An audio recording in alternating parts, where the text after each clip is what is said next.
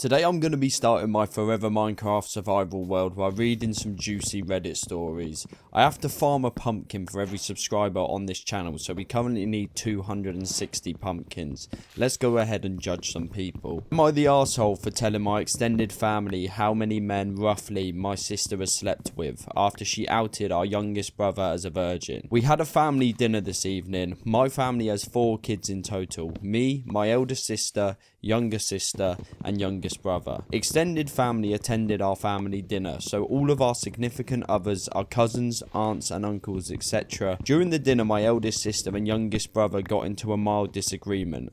My sister seemed, at least to me, to be coming across as very aggressive out of frustration and losing said argument. The two of them were too absorbed in their argument to realise the rest of us were getting a bit fed up. Eventually my sister got really fed up and she said, "Shut up, I'm not gonna argue with a 22-year-old virgin."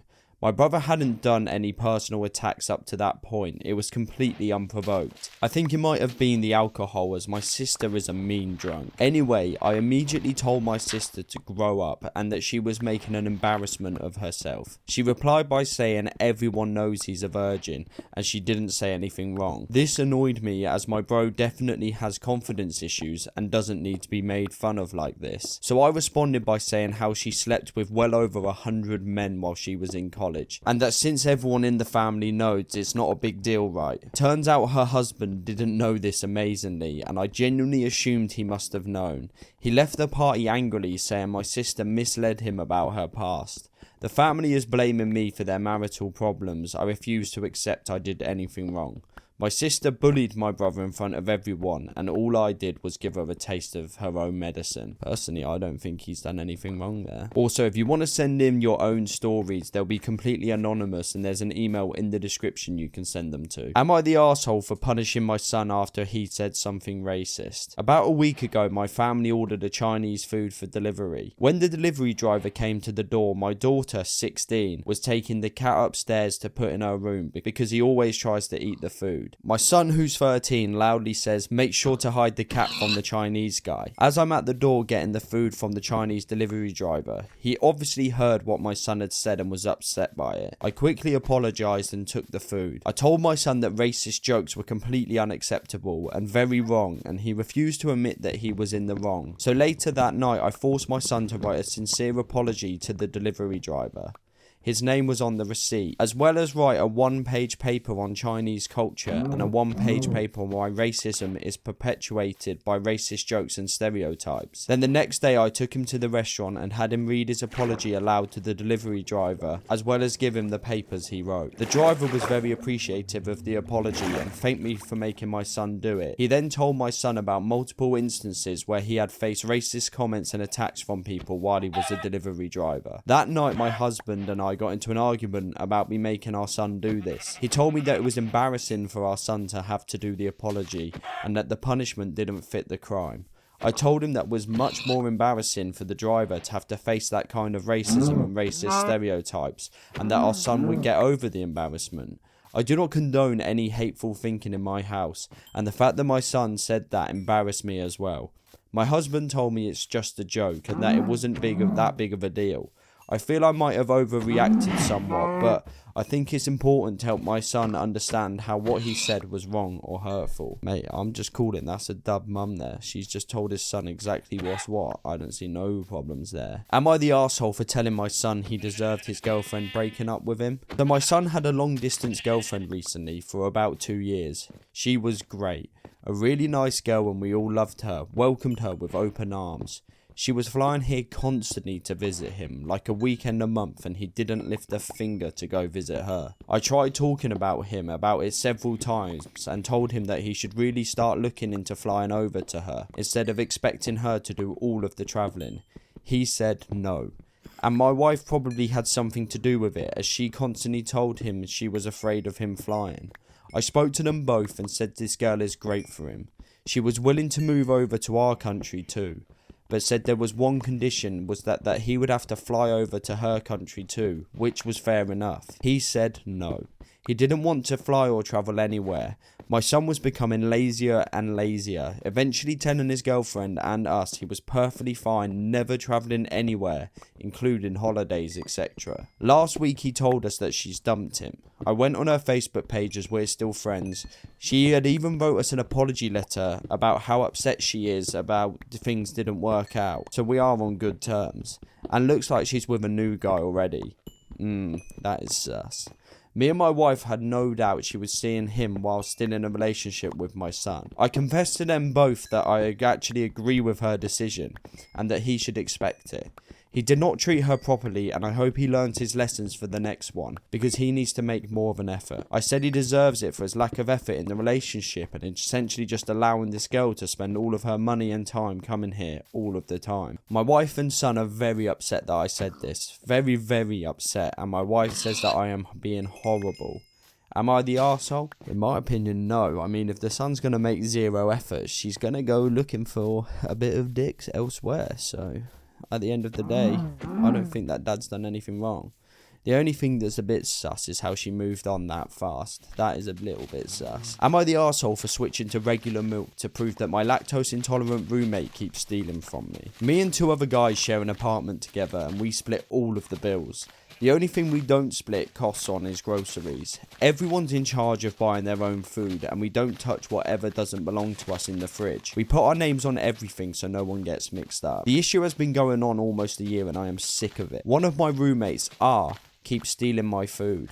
I get home from work and containers with my leftovers are sometimes missing.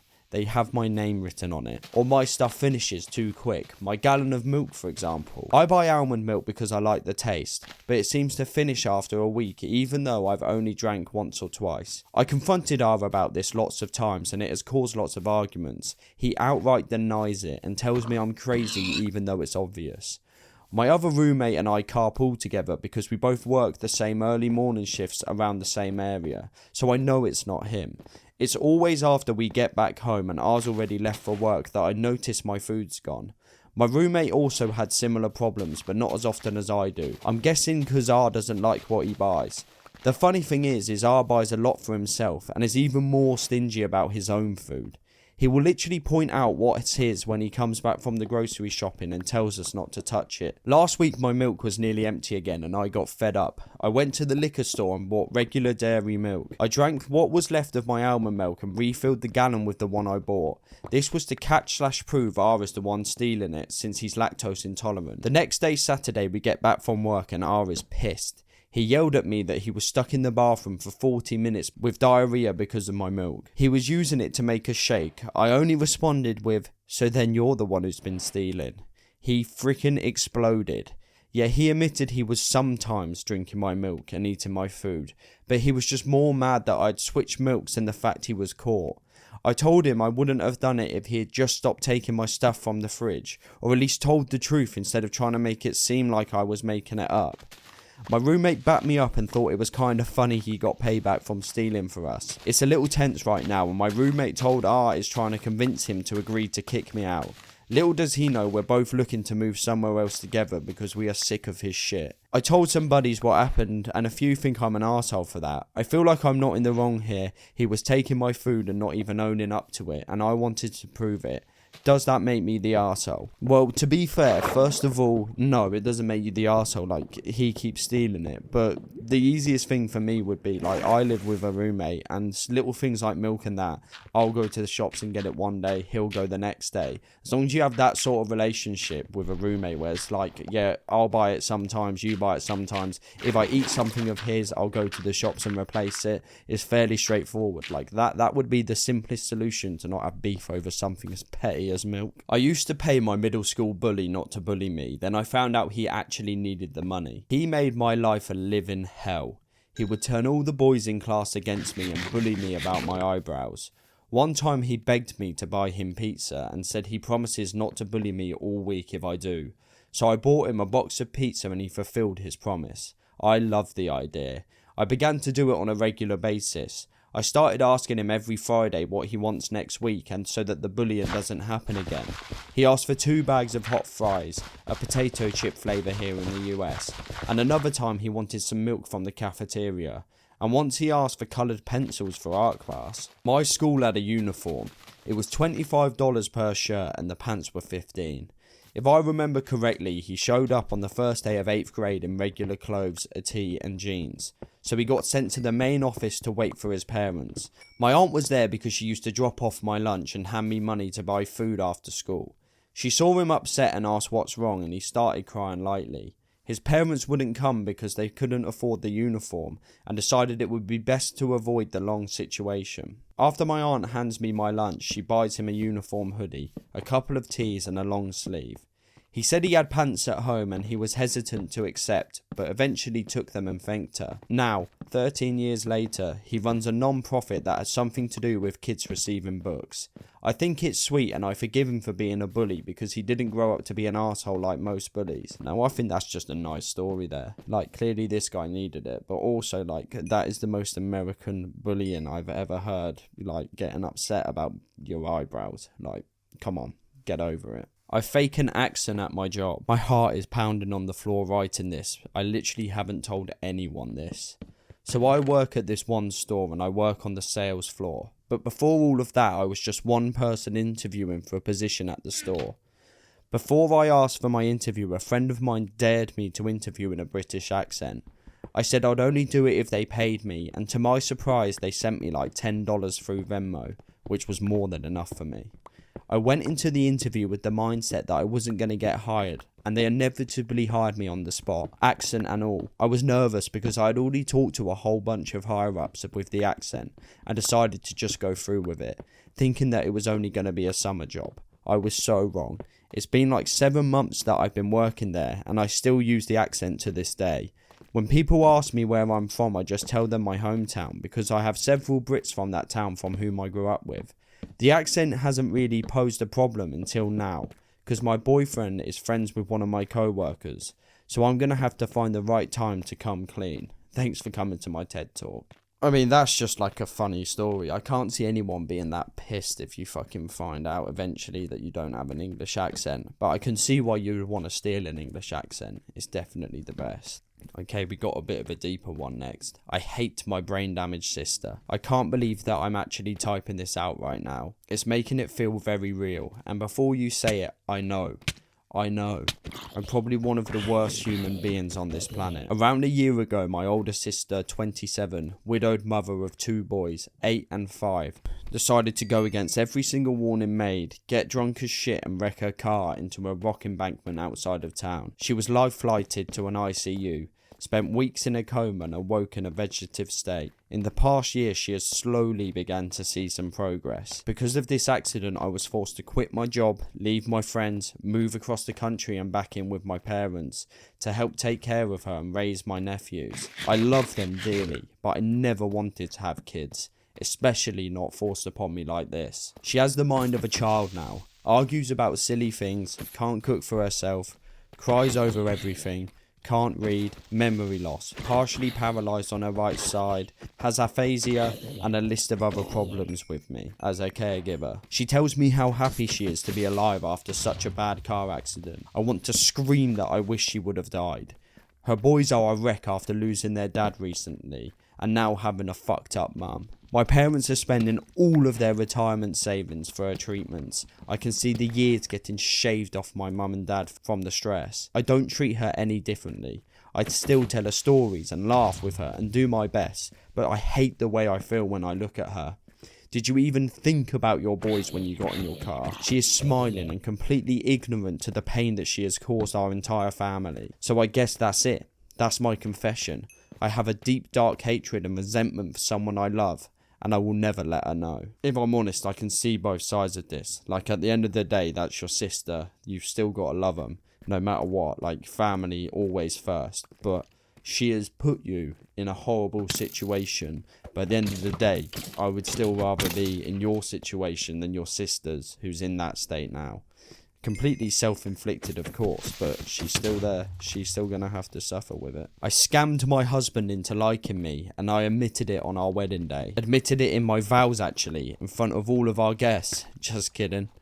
For me, it was love at first sight with my now husband. Not so much for him. I was his little sister's friend with braces and a constant teen girl giggling. He was the older, much hotter, couldn't care less older brother down the hall. I obviously had no shot. Later, we met again through mutual friends, now both older, no headgear. I was just as in love. He was still just as cute. And by this time I actually had a chance. I wasn't gonna blow it. I invited him to hang at my place after a friend's birthday party and I had staged the place. I'd casually left out a t-shirt of his favourite football team. You know, just tossed on the back of a chair. Oops, how did that get here? I left a CD of his favourite band on my nightstand, because obviously that's what any casual fan does. I love them too, duh. I had his favourite drink waiting in the fridge. Super casual. Was I a complete weirdo for doing this? Yes. Did it work perfectly? Also yes. It also made for the perfect wedding story. His sister, a bridesmaid, was only a little annoyed to find out I was using our hangouts as a study session on her older brother. Just kidding, she thought it was hilarious and knew all her friends thought he was cute, obviously. Yeah, I mean, you just fucking went out there and got what you wanted. You can't really hate it. There's definitely creepier ways to do stuff. My boyfriend permanently brain damaged someone and didn't go to jail. When my boyfriend was in high school, about 16, he was friends with a Mexican guy. We'll call him Jay. One day after school, they were walking home and a neo-Nazi freak ran up and hit Jay in the back of the head with a brick, knocking him out and started punching him while he was on the ground. My boyfriend picked up the brick and smashed it over the back of the neo-Nazi's head, knocking him unconscious. He called an ambulance and police and my boyfriend was taken into custody and the others to the hospital. Jay woke up and had about 35 stitches on his head, but the neo-Nazi guy was in a coma for a couple of months because the brick apparently hit him just in the right spot and it caused permanent damage. The family of the Nazi took my boyfriend to court and tried to press charges on him, but Jay's parents were both personal injury attorneys and were able to plead his case and he was let go with no charges. Jay comes over from time to time for dinners about 15 years later. Just wanted to share a weird story from my boyfriend's past that I still think about now.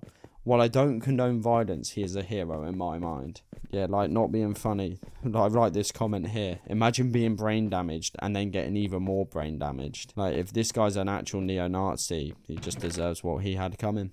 That guy's just a legend. Am I the arsehole for calling my girlfriend gross? Hello Reddit, I am 23 and I've been with my girlfriend Layla for 6 months. Everything has been really great so far. But 2 days ago I stayed for a few days with Layla in her apartment, which she shares with 2 roommates, all women.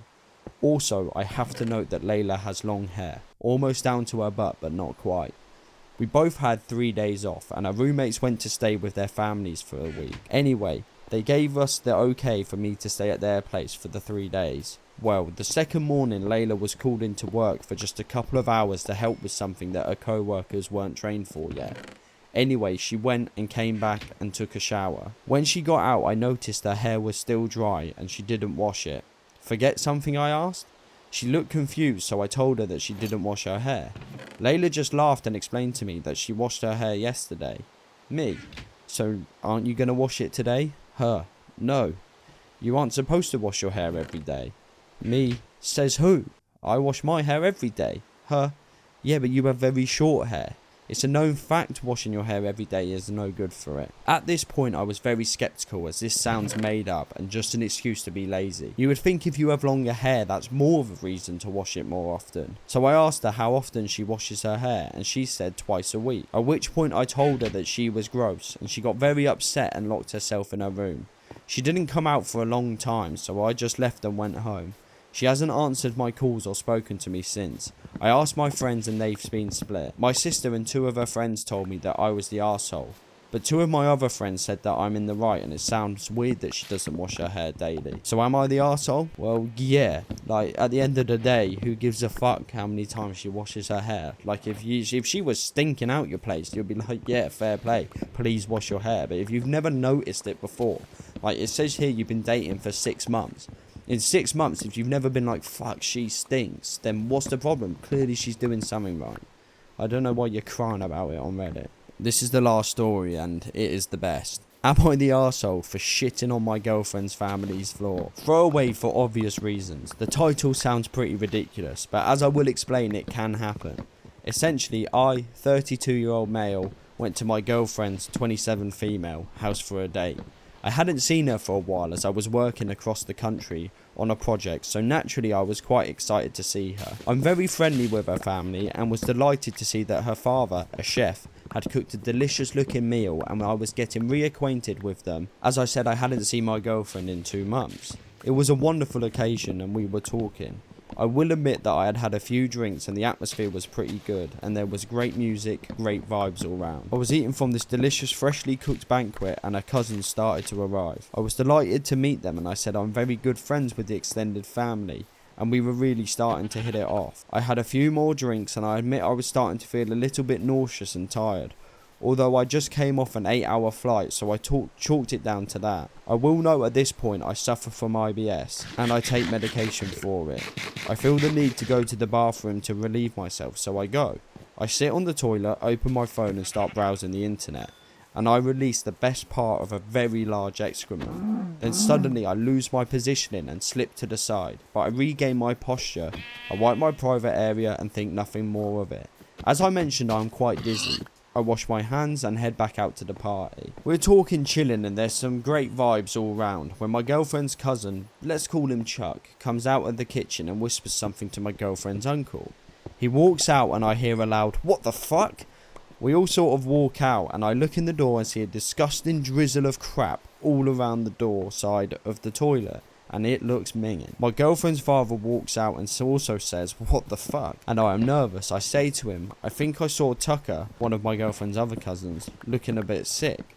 But then just in my horrible luck, Tucker, a fake name, comes out and says, "What the fuck, are you serious?" At this point I am shitting bricks. Well, he says here, thankfully not literally, but you literally have. And I am looking for any way out of the situation. There's like 7 or 8 people at the party, but most of them have arrived quite recently, and I'm the only one who knows to have gone to the bathroom. My girlfriend's mother starts crying and I feel awful, basically because the whole atmosphere is ruined.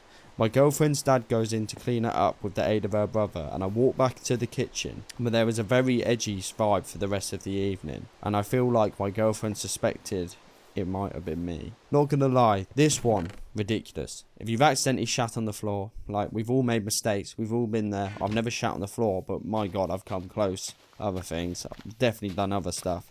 If you had just gone, "Oh my god, I'm so sorry, my gut is fucked, that was me, let me clean it up, please go back in there," this wouldn't be a weird story. It would just be funny. But yeah guys, that's been it for today. Make sure to subscribe to the channel, leave a like and drop a comment if you like, talk about any of these favourite stories. Without further ado, I'll see you next time.